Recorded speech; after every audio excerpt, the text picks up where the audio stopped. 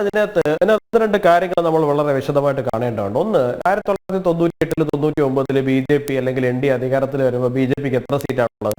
180 സീറ്റുകൾ മാത്രമാണുള്ളത്. അത് കഴിഞ്ഞ് 2004 BJPക്ക് അധികാരം നഷ്ടപ്പെടുമ്പോൾ ഒന്നാം സ്ഥാനത്ത് വരുന്ന കോൺഗ്രസിന് 144 സീറ്റുകൾ മാത്രമാണ് ആദ്യം ഉണ്ടായിരുന്നത്. പിന്നീട് അവർ കുറച്ചെന്തോ 5-6 സീറ്റ് കൂടി ജയിക്കുന്ന ഉപതെരഞ്ഞെടുപ്പുകളിൽ ജയിക്കുന്ന ഒരു സാഹചര്യം ഉണ്ടായിട്ടുണ്ട്. അത് കഴിഞ്ഞിട്ട് അവരുടെ വലിയ വിജയം എന്ന് പറഞ്ഞ് വന്ന 2009 പോലും 205 സീറ്റുകൾ മാത്രമാണ് കോൺഗ്രസിനുള്ളത്. അത് അവരുടെ മാക്സിമം ആണ്, അവരുടെ ഇന്നത്തെ കോൺഗ്രസിന്റെ മാക്സിമം ആണ് അതൊക്കെ. ഇനിയൊന്നും ഒരിക്കലും അവർ ആ സീറ്റിൽ എത്താനും പോകുന്നില്ല. എന്ന് അവരുടെ കയ്യിൽ പഴയതുപോലെ ആന്ധ്രയും ഒന്ന് നിൽക്കുന്ന സാഹചര്യം അല്ല. അവിടേക്കൊക്കെ BJP വളർന്ന് കയറിക്കഴിഞ്ഞു.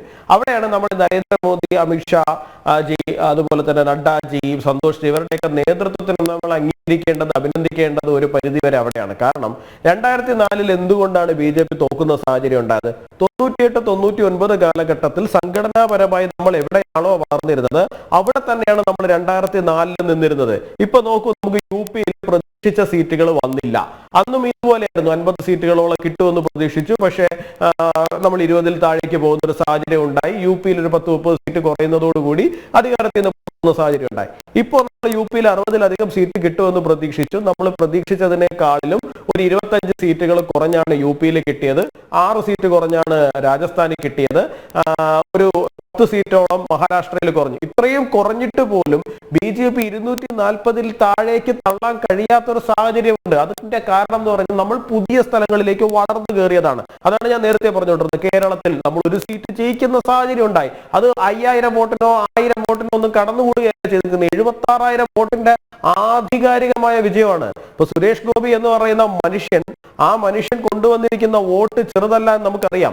പക്ഷെ അദ്ദേഹത്തിനെ പ്രൊമോട്ട് ചെയ്യുന്നതിൽ നരേന്ദ്രമോദിജി എത്രമാത്രം എഫേർട്ട് എടുത്തിരുന്നു എന്നുള്ള കാര്യം നമ്മൾ കാണണം. അദ്ദേഹത്തിന്റെ മകളുടെ വിവാഹത്തിന് വരവായിരുന്നാലും ശരി തന്നെയാണ്, അദ്ദേഹത്തിന് വേണ്ടി നടത്തിയിരുന്ന പദയാത്രകളായിരുന്നാലും ശരി തന്നെയാണ്.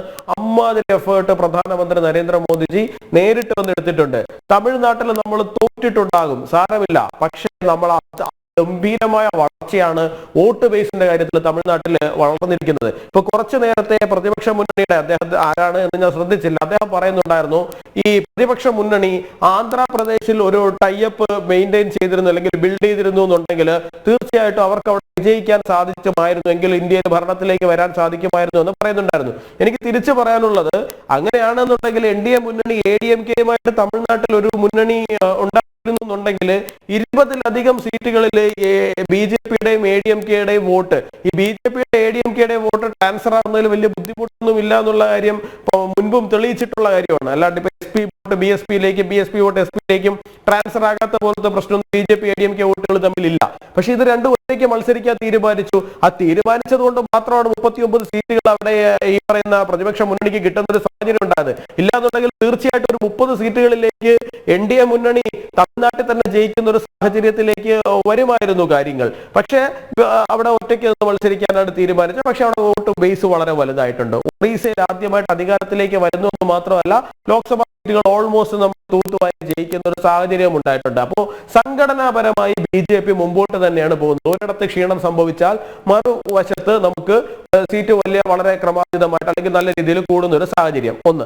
രണ്ട് പറയുന്നത്, BJP ഒറ്റയ്ക്ക് നേടിയിരിക്കുന്ന സീറ്റുകൾ പോലും ഈ മുഴുവൻ മുന്നണി സമൂഹങ്ങൾ ഒരുമിച്ച് നിന്നിട്ട് അവർക്ക് നേടാൻ സാധിച്ചിട്ടില്ല എന്നുള്ളതാണ്. BJP 240+ നിൽക്കുന്ന സമയത്ത് ഈ മുന്നണി എല്ലാം കൂടി ചേർന്ന്, പ്രതിപക്ഷ മുന്നണി ഇത്രയും വലിയ കോലാഹലങ്ങളും പ്രചരണങ്ങളും എല്ലാം നടത്തിയിട്ടും 230 എല്ലാവരും കൂടി ചേർന്നിട്ടാണ് എത്തുന്നത്. ഒരാൾക്ക് പോലും ഇതുവരെ 3 ഡിജിറ്റ് തൊടാൻ പറ്റുന്ന ഒരു സാഹചര്യത്തിലേക്ക് എത്തുന്ന ഒരു അവസ്ഥ അവരിൽ ഉണ്ടായിട്ടില്ല. പക്ഷേ ഇവരെന്തോ വലിയ വിജയം നേടിയതായിട്ടാണ് പറയുന്നത്. ഇതെനിക്ക് മനസ്സിലാകുന്നില്ല, ഇതെങ്ങനെയാണ് ഇവർ വലിയ വിജയം നേടിയെന്ന് എനിക്ക് മനസ്സിലാകുന്നില്ല. കാരണം 10 വർഷം പ്രതിപക്ഷത്തിരുന്നു. 10 വർഷം പ്രതിപക്ഷത്തിരുന്നിട്ട് ഈ ഗവൺമെന്റ് എന്തൊക്കെയോ സംവിധാനങ്ങളെ അട്ടിമറിച്ചു, ഇലക്ഷൻ കമ്മീഷനെ അട്ടിമറിച്ചു, വോട്ടർ മെഷീനെ അട്ടിമറിച്ചു, അത് ചെയ്തു ഇത് ചെയ്തു എന്നൊക്കെ പറഞ്ഞ് അനാവശ്യമായ വിവാദങ്ങൾ മുഴുവൻ ഉണ്ടാക്കി. അവർക്ക് ഉന്നയിക്കാൻ നല്ലൊരു ആരോപണം ഇല്ലാത്തത് കൊണ്ട് ഹൈപ്പത്തറ്റിക്കൽ ആയിട്ടുള്ള കുറെ ആരോപണങ്ങൾ എടുത്തു. നേരത്തെ പറഞ്ഞതുപോലെ തന്നെ എന്താണ് ജാതി സംവരണം നിർത്തലാക്കും, പിന്നെന്താണ് മറ്റൊക്കെയോ അട്ടിമറിക്കും എന്നൊക്കെ ഉള്ള തലത്തിലുള്ള കുറെ പുതിയ ഹൈപ്പോത്തറ്റിക്കൽ ആയിട്ടുള്ള കുറെ ആരോപണങ്ങൾ എടുത്തുകൊണ്ട് വന്ന് ഈ പറയുന്ന വാട്സാപ്പ് ഗ്രൂപ്പുകൾ വഴിയും ഒക്കെ പല ജാതി വിഭാഗങ്ങൾക്കിടയിലും കൺഫ്യൂഷൻ ക്രിയേറ്റ് ചെയ്തിട്ട് പോലും അവർക്ക് ഒരു മുന്നണി എന്നുള്ള നിലയിൽ പോലും BJP ഒറ്റയ്ക്ക് മറികടക്കാൻ കഴിയാത്തൊരു സാഹചര്യമാണ് പൊളിറ്റിക്കലി നിൽക്കുന്നത്. ഇത് BJPയുടെ അസാമാന്യമായ വിജയമാണ് എന്നാണ് എനിക്ക് ഈ തെരഞ്ഞെടുപ്പിന്റെ റിസൾട്ടിനെ കുറിച്ചിട്ട് പറയാനുള്ളത്. ജനം വോട്ട് ചെയ്തിരിക്കുന്നത് BJPക്കാണ്, ജനങ്ങൾ വോട്ട് ചെയ്തിരിക്കുന്നത് NDA മുന്നണിക്കാണ്. നമ്മൾ ഒരു ഹയർ ബെഞ്ച് മാർക്ക് സെറ്റ് ചെയ്തു, നമ്മൾ അതിൽ എത്തിയിട്ടുണ്ടാവില്ല. അതുകൊണ്ട് മാത്രം അതൊരിക്കലും ഒരു പരാജയമായിട്ട് മാറുന്നില്ല. കാരണം 100-ൽ 100 വാങ്ങിച്ചുകൊണ്ടിരുന്ന ഒരാൾ ഒരിക്കലും 80-82 മാർക്ക് മേടിക്കുമ്പോൾ കമ്പാരിറ്റീവ്ലി ഒക്കെ നമ്മളൊന്ന് താഴേക്ക് പോയി എന്നുള്ളത് നമുക്ക് തോന്നും. പക്ഷേ ജനറലി അതൊരു ഉഗ്രൻ പെർഫോമൻസ് തന്നെയാണ്. ആന്ധ്രാപ്രദേശും ഒഡീഷയും കൂടി ഇതോടൊപ്പം ചേർത്ത് വെക്കപ്പെടേണ്ടേ യുവരാജ് ഗോകുൽ?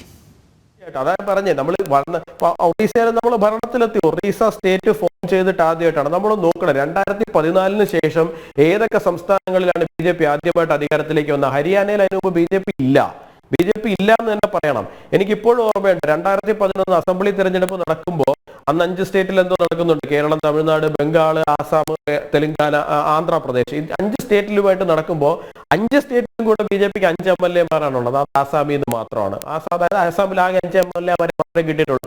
ആ ആസാം നമ്മൾ 2 ടേം ഭരിച്ചു കഴിഞ്ഞു, 2 ടേം ഭരിച്ചുകൊണ്ടിരിക്കുകയാണ്. അപ്പോൾ പുതിയൊരു സംസ്ഥാനത്തേക്ക്, ഒറീസയിലേക്ക് നമ്മൾ വളർന്നു കയറിയിരിക്കുകയാണ്.